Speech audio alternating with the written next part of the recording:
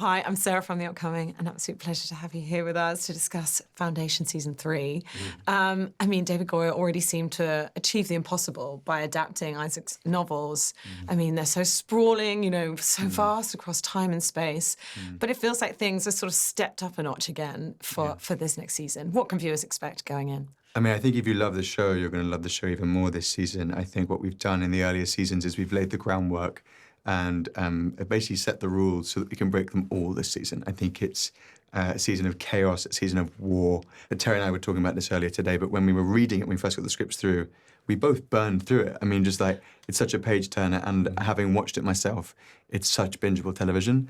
Every episode, I want to see what happens next, because honestly, the hierarchy of power has been completely disrupted, and you've got no idea who's going to win out from episode 1 and even until episode 10, to be honest.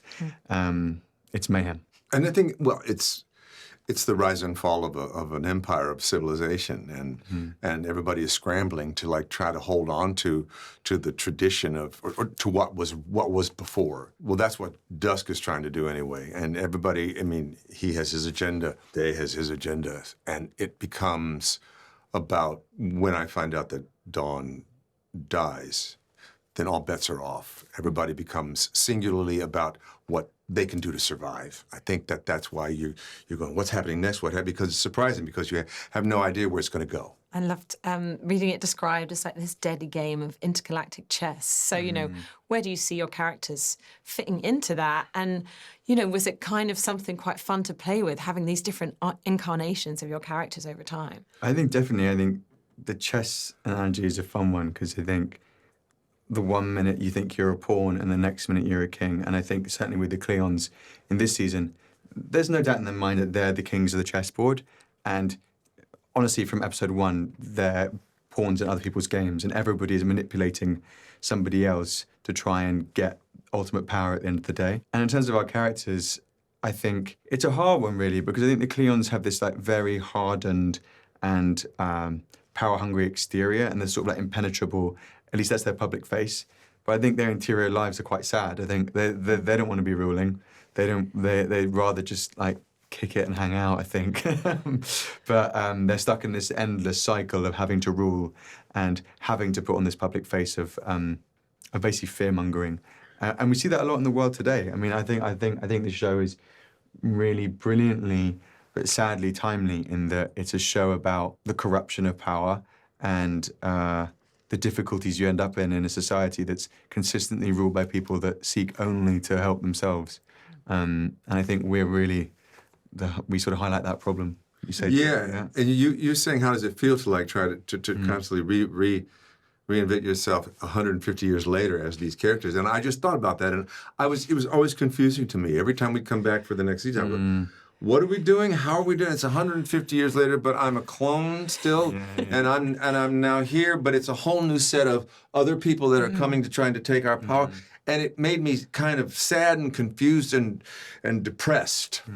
And as an actor, to try to figure that out, and what I realized was, that's actually what they're going through. Yeah, I was just about to say that. Yeah.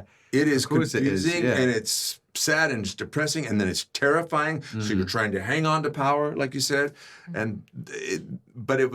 so you're always kind of back on your heels. Yeah, imagine being told that, nice to meet you, you've just been born, you've already lived before, you're going to live again, you don't really matter, but you completely matter, and it's all on you to save the world. Yeah.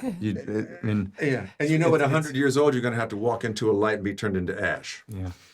It ain't fun. How's that get you through breakfast when you're 50? Bit of a head fuck. Totally. And, seeing what a fan base that this show has garnered, and it is, I guess, the addictive storylines, the sky-high production values, but maybe it's also the fact that, it's really driven by these sort of human characters. Definitely. And, is sort of speculating about where our future is heading. So, what do you think it is that's been so addictive for people, and what do you think the key themes might be? I think you've summed that up really well. I think on the one hand, you have this incredible space opera, and the visuals in the show are amazing, and that's so testament to Chris McLean, our VFX supervisor, and Rory Chain, our production designer, because the world of the show is so real and so textural. It's honestly, you think these planets are real places, and they're so detailed. But at the same time, you jump from a scene like that, or of a planet, an amazing planet suddenly being blown up, and you're just in a room with two actors. And I think the thing that Terry and I think, enjoy the most on the show is seeing how the one informs the other. How is it that my one conversation with Brother Dusk at a dinner will inform the future of this planet or the future of this civilization, and vice versa? It becomes about just humanity, being human, ultimately, or wanting to be human if you're not. Even Demerzel, wanting to have that humanness. But what underpins all of that, I believe, is when you see all these characters, and as you say, what can be so addictive about it is as we watch it, it becomes about the indomitability of the human spirit to survive and succeed and sometimes thrive. And along the way, all of that's happening, you know, on an absolutely spectacular, epic scale in space. Yet what people are trying to achieve is very small and personal.